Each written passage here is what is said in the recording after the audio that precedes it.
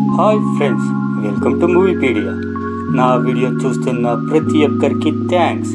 ఇప్పుడు టాపిక్కి వెళ్దాం. ప్రభాస్, కల్కి and Upendra UI movie story line ఒక్కటే. ఇద్దరు తీస్తున్న మూవీ కల్కి అవతారం గురించి. మీరు నమ్మలేకపోతున్నారా? సరే, నేను 2 ఎగ్జాంపుల్ చెప్తా, వినండి. ఫస్ట్, మీరు అందరూ శంకర్ గారి రోబో మూవీ చూసే ఉంటారు. అది ఆయన 2010లో తీశారు.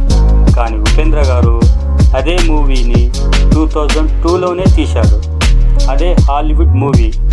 మళ్ళీ అదే స్టోరీని శంకర్ గారు మార్చి VFXతో భారీగా తీసి హిట్ కొట్టారు. ఈ విషయాన్ని శంకర్ గారు స్వయంగా రోబోట్ 2 ఆడియో లాంచ్లో చెప్పారు. అండ్ ఉపేంద్ర గారు ఎంత గొప్ప డైరెక్టర్ అని పొగిడారు. ఇక సెకండ్ ఎగ్జాంపుల్, ఉపేంద్ర గారు కాలేజ్లో చదువుతున్న టైంలో ఒక కథ రాసుకున్నారు. ముందు ఏదైనా రోజు తను డైరెక్టర్ అయ్యాక తీద్దామని అనుకున్నారు. కానీ ఓ రోజు తన ఫ్రెండ్ మురళి వచ్చి ఉపేంద్రతో, ఈ కథని ఎవరో తెలుగులో సినిమాగా తీసేశారు అన్నాడు. ఆ మూవీ ఏదో తెలుసా? ఆర్జీవి తీసిన ఫస్ట్ మూవీ శివ. మళ్ళీ ఉపేంద్ర గారు ఆ స్టోరీని మార్చి శివరాజ్ కుమార్తో ఓమ్గా తీశారు. ఇప్పుడు నేను ఏం చెప్తున్నానో అర్థమవుతుందా? కల్కి అండ్ యూఏ మూవీ స్టోరీ ఒక్కటే, కానీ తీసుకున్న backdrop, time period, characters change అంతే.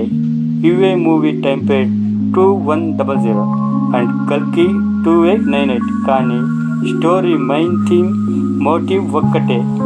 మీకు ఎవరికైనా నా ఈ వీడియో నచ్చితే ప్లీజ్ లైక్ చేయండి అండ్ నా ఛానల్ని సబ్స్క్రైబ్ చేసుకోండి. అలాగే కల్కి మూవీ 9th May రిలీజ్ అవుతుంది. తప్పకుండా థియేటర్స్కి వెళ్ళి చూడండి.